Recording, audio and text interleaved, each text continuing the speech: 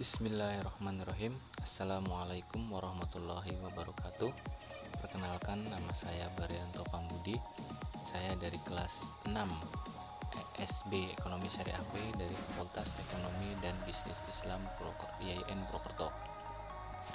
Di sini saya akan membuat sebuah video untuk menjelaskan salah satu materi dari mata kuliah Ekonomi Kelembagaan, yang dimana untuk memenuhi sebuah tugas ujian akhir semester yang diampu oleh Bu Safrina.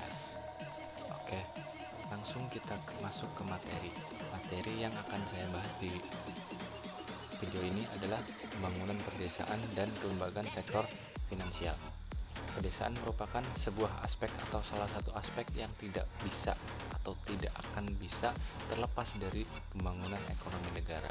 Jadi pedesaan itu pasti akan terhubung dengan pembangunan ekonomi negara. Pedesaan terutama di negara berkembang umumnya identik dengan kemiskinan yang tinggi, banyaknya pengangguran, dan infrastruktur, sebuah infrastruktur yang kurang atau minimnya infrastruktur yang kurang terkoordinat atau tersusun di dalam pedesaan tersebut. Maka pembangunan ekonomi suatu negara tidak akan bisa terjadi secara efektif jika pembangunan di pedesaan itu terhambat. Keberhasilan pembangunan ini ditentukan dari bagaimana penduduk desa dapat melakukan mobilitas sosial ekonomi dan juga sosial finansial. Dalam fenomena ini, kelembagaan menjadi peran penting karena pembangunan kelembagaan sektor keuangan. Jadi dalam fenomena pedesaan ini, kelembagaan menjadi sebuah peran yang sangat penting dalam pedesaan, dalam fenomena yang tadi saya jelaskan, dan juga dapat menjadi instrumen penting dalam mengatasi kelangkaan modal di pedesaan. Kemudian ada modal dan pembangunan perdesaan. Modal dan pembangunan perdesaan memiliki beberapa fase.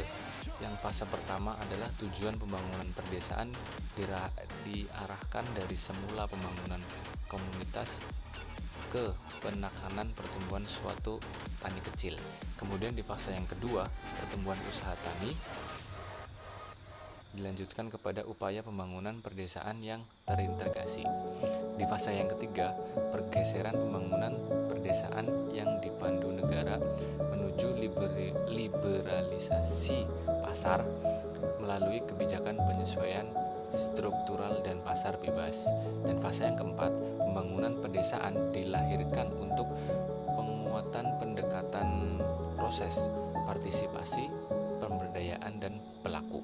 Dan di fase yang keenam itu pentingnya penghidupan yang berkesinambungan atau berhubungan sebagai sebuah kerangka kerja yang terintegrasi dalam pembangunan perdesaan, diantaranya lewat penguatan kredit mikro, jaringan pengamanan perdesaan, dan peran perempuan dalam pembangunan. Kemudian di fase ke-6 itu adalah fase yang terakhir, menempatkan pembangunan perdesaan sebagai strategi untuk mengurangi kemiskinan. Ya, kemudian untuk bagian selanjutnya ada sektor finansial. Sektor finansial itu bisa disebut kita ada formal dan informal. Sektor finansial itu dibagi menjadi dua, formal dan informal. Sektor finansial formal dan informal. Lembaga keuangan di perdesaan bisa dibedakan dalam 3 jenis: lembaga keuangan formal, lembaga keuangan semi formal, dan lembaga keuangan informal. Lembaga keuangan formal secara operasional diatur dalam undang-undang perbankan dan disupervisi oleh bank sentral. Ya kan? Lembaga keuangan tersebut bisa bank, pemerintah maupun swasta. Kemudian yang kedua itu ada lembaga keuangan semi formal, perbankan yang tidak diatur dalam undang-undang, tetapi disupervisi dan diregulasi oleh agen atau sebuah lembaga pemerintah selain bank sentral. Kemudian ada lembaga keuangan informal. Ini yang ketiga, beroperasi di luar regulasi dan supervisi lembaga pemerintah atau negara. Sektor keuangan informal bukan berarti tidak legal, hanya saja lembaga keuangan ini tidak regulasi dan tetap legal, gitu ya. Kemudian untuk sektor finansial di sektor pertanian, khusus petani tebu. Kita ambil contoh khusus petani tebu. Sistem finansial di sektor pertanian khusus untuk petani tebu.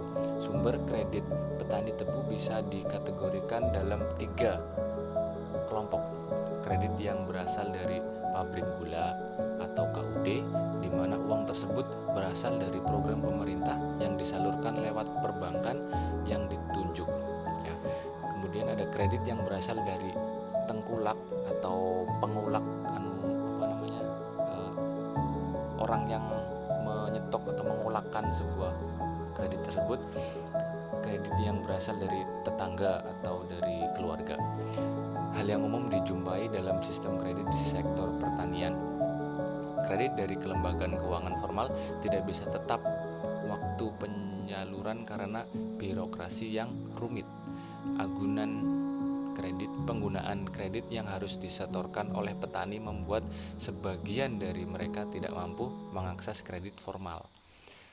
Kelembagaan keuangan formal masih mempraktekkan tindakan manipulatif. Kemudian untuk selanjutnya ada desain kelembagaan sektor finansial. Desain kelembagaan sektor finansial, persoalan lembaga keuangan di perdesaan bisa diidentifikasi dalam 3 aspek. Masalah akses kredit, kemudian posisi tawar dan informasi masyarakat perdesaan yang sangat rendah menyebabkan rawan terhadap praktek manipulasi dari lembaga keuangan formal maupun semi formal. Dan yang ketiga, informasi yang asimetris atau kurang simetris, belum simetris dari pemberi pinjaman atau kredit terhadap peminjam. Mungkin cukup sekian dari saya penjelasannya. Mohon maaf apabila kurang jelas atau masih amburadul. Sebelumnya saya mohon maaf dan juga terima kasih. Assalamualaikum warahmatullahi wabarakatuh.